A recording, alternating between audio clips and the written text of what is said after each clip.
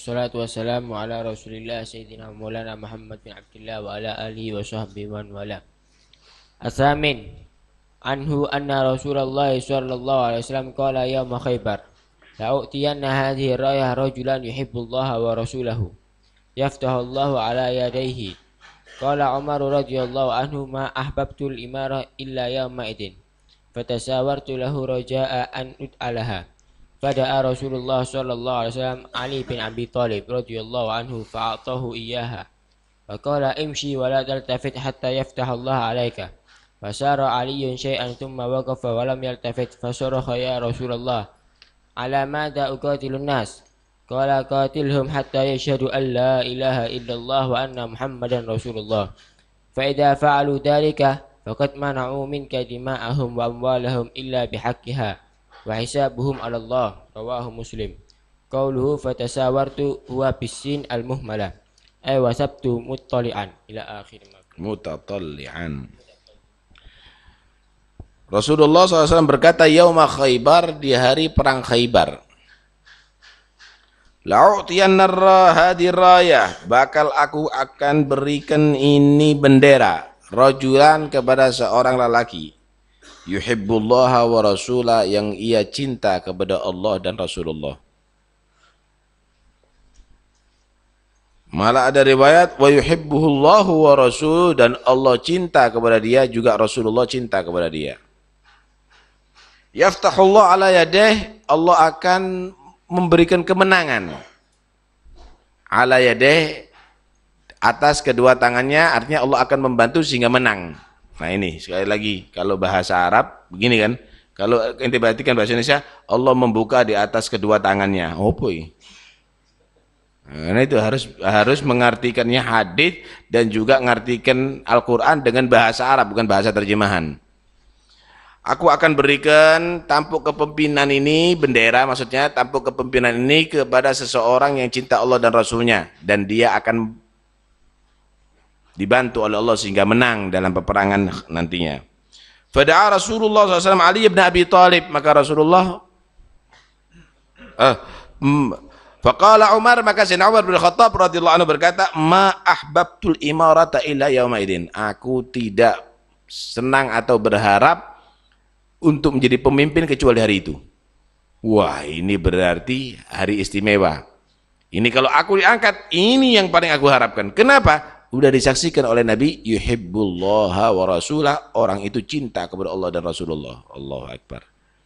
Paham ya? Fatasawartu, maka aku kalau bahasa Jawanya ndangak-ndangak no. Maka aku mengangkat kepalaku lah untuk mendapatkan imarah, mendapatkan kepemimpinan ini. Roja, berharap an ud'alaha, aku dipanggil untuk mendapatkan royah ini. Lahar liroyah. Jadi Sayyidina Umar mengangkat kepalanya begini, didangak-dangak no. Biar kelihatan Rasulullah begitu, kemudian kamu Umar, wah senangnya setengah mati. Aku berharap itu saat itu. Tapi ternyata Rasulullah SAW mencari Sayyidina Ali bin Abi Thalib. Fada'a Rasulullah SAW Ali bin Abi Thalib. Mana Ali? Mana Ali? Saat itu Sayyidina Ali bin Abi Thalib lagi sakit mata. Bengkak matanya Sayyidina Ali bin Abi Thalib. Sakit ya Rasulullah, panggil. Lihat bengkak, diludahi sama Rasulullah, langsung sembuh lebih terang daripada yang sehat.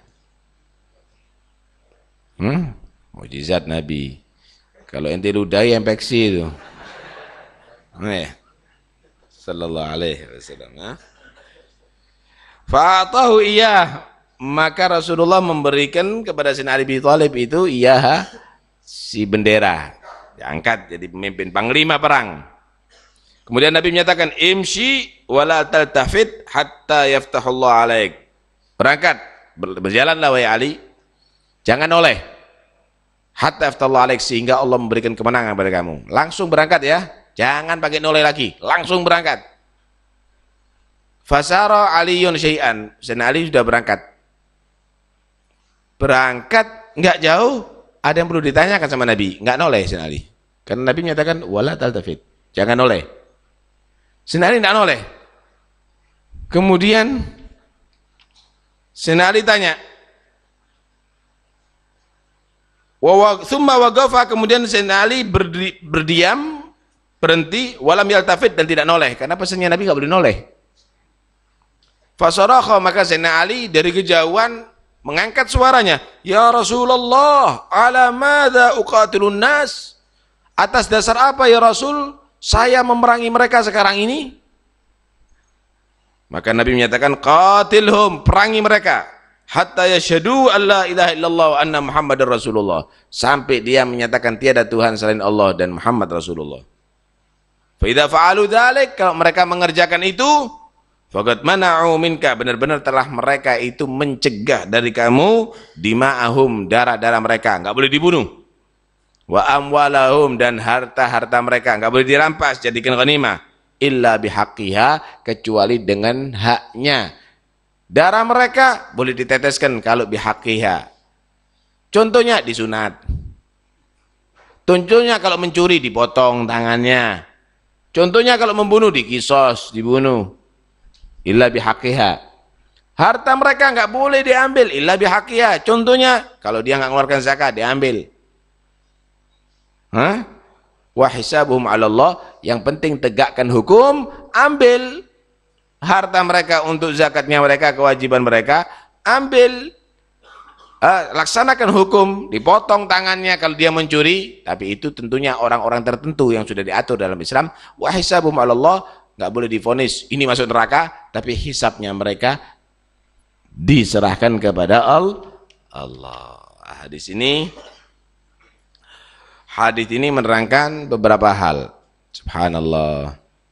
Ternyata kemenangan Islam itu adalah karena seorang pemimpin yang cinta Allah dan Rasul. Jadi kemenangan itu bantuan Allah bukan karena senjata, tapi harus didasari pemimpin yang cinta Allah dan Rasul. La'utiyanna ar-rayata rajulan yuhibbullaha wa rasulah. Aku akan berikan kepemimpinan ini kepada orang yang cinta Allah dan Rasul. Karena itu sebentar lagi ente punya wakil-wakil. Ini pilih yang cinta Allah dan Rasul. Kalau enggak cinta Allah dan Rasul jangan dipilih dia. Paham nih ya? Ini bahaya ini. Ini karena itu jangan ada yang golput. Sekarang umat Islam ini bahaya. Karena non-muslim itu mereka semuanya nggak ada yang golput, sebentar lagi akan memilih wakil non-muslim. Paham nih? Di luar ahlu sunnah wal jamaah mereka nggak akan golput memilih wakil di luar ahlu sunnah wal jamaah.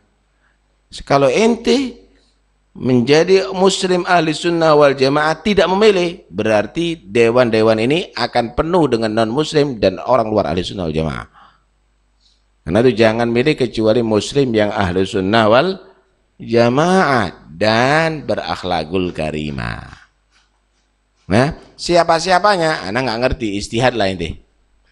Jangan main-main, jangan karena khumsin alaf 50.000 mi'alaf akhirnya munafik kamu coblos juga, kafir kamu coblos. Hati-hati loh ya, ini din, ini urusan agama ini, jangan. Yang kamu terima duitnya itu 50.000, sebentar lagi akan ngerampok duit kamu 50 juta. Iya, hati-hati. Nah, kamu jangan kamu membentuk pemerintahan dolimin, orang-orang yang dolim karena sebab urusan hanya sepele. Inti boleh tertawa sejenak dapat 50.000, sebentar lagi disengsara dalam 5 tahun. Kenapa? Karena mereka ngerampok hartanya itu semuanya. Nah, itu hati-hati. Baik. Kemudian dari hadis ini juga bisa digambarkan bagaimana taatnya Sayyidina Ali bin Abi Thalib. Enggak boleh noleh, enggak noleh. Begitu orang dulu itu. Dulu itu sebelum ada ayat cadar, ayat hijab, terbuka mereka keluar. Malam hari turun ayat cadar. Subuh enggak ada yang terbuka sudah. Wajahnya perempuan-perempuan di zamannya Nabi itu sahabiat enggak ada yang terbuka, langsung tertutup semuanya. langsung patuh. Lah kalau sekarang masih diskusi. Akhirnya timbul pendapat, menurut saya jilbab itu pakaian yang sopan aja kok. Enggak harus tertutup, yang penting sopan. Yang penting sopan itu ukurannya gimana? Ukurannya sopan. Nih, karena itu dia ngartikan Quran dengan akalnya, bukan tafsir. Enggak ada tafsir Quran menyatakan sopan itu. Ya tertutup. Ini enggak benar ini. Oke. Nggak benar hal yang demikian. Karena itu hati-hati dengan orang-orang yang sok ahli tafsir tapi ngawur. Bukan mufassir ini. Ya, mukharbit ini. Ngaco itu namanya. Taib. Dari sini pula, hendaknya seseorang tadi itu segera mengatasi masalah. Jangan nunda-nunda. Imshi wala taltafit, berangkat langsung, enggak pakai Sayyidina Ali itu menunda-nunda lagi, langsung berangkat saat itu. Langsung berangkat saat itu. Sebentar dulu mau mempersiapkan, datik langsung berangkat. Allahu Akbar, begitu. Mubadarah lisra wasari'u ila maghfiratin min rabbikum. Kalau untuk urusan mendapat ampunan, dapat surga, cepat. Jangan persiapan-persiapan dulu. Jangan-jangan nanti lagi mempersiapkan mati duluan nanti. Langsung tandang kata orang Jawa. Langsung berangkat. Kemudian kalau ada orang menyatakan la ilaha illallah Muhammad Rasulullah, nggak boleh diganggu darahnya atau hartanya. Hati-hati. Ini pemahamannya begini, atur dulu pemahamannya. Pelajari dulu pemahamannya. Gimana? Apakah bisa mengeluarkan dia dari Islam atau tidak? Kalau belum tahu, jangan. Kalau orang-orang hanya ikut-ikutan, ya berarti bodoh yang harus kamu ajari. Karena itu kita harus paham gimana caranya menghadapi Islam atau yang bukan Islam. Kalau memang salah, ya salah, disalahkan. Ada orang itu yang perlu dihadapi dengan pedang, ada orang itu yang cukup dihadapi dengan diplomasi, ada yang dihadapi dengan nasihat, ada yang dihadapi dengan hikmah. Itu harus dipindiki oleh setiap pejuang. Jangan nanti semuanya dikasih pedang, nggak boleh begitu. Harus kita lihat, oh ini perampok, ini jahat ini. Ini nggak bisa ini kalau dengan diplomasi, dengan baik-baik nggak bisa. Pedang, senjata, nggak ada masalah. Ini bisa, dengan kecerdasan bisa, dengan kita dialog bisa, diplomasi, nggak perlu dengan pedang. Kenapa? Karena itu Allah Subhanahu Wa Taala memberikan cara untuk berdakwah. Ud'u ila sabili rabbika bil hikmati wal mau'izatil hasanah wajadilhum billati hiya ahsan. Tidak menafikan jihad, tetapi jihad itu kalau nggak bisa yang lainnya, gitu loh. Kalau nggak bisa yang lainnya, bismillah udah. Lah terus ini gimana? Ini nggak bisa yang lainnya. Karena di Khaybar itu tempatnya Yahudi.